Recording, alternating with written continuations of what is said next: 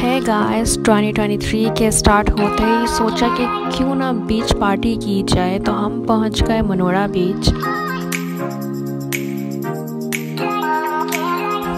बीच पर security system बहुत ही अच्छा है, गाड़ियां अच्छे तरीके से पार्क कर सकते हो।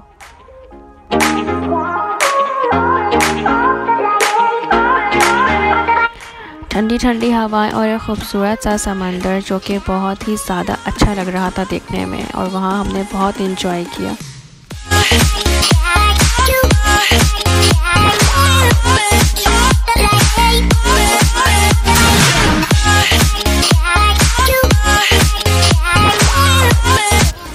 सीपियों से बनी हुई बहुत ही खूबसूरत ज्वेलरी जो कि आप बाय कर सकते हो मनोरा बीच के अंदर से ही।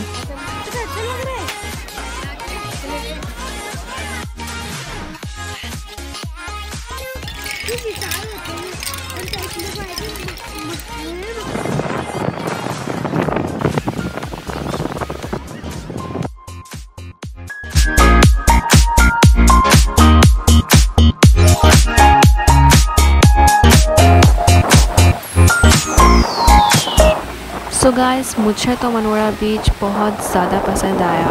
बहुत ज़्यादा अच्छी जगह है कराची में।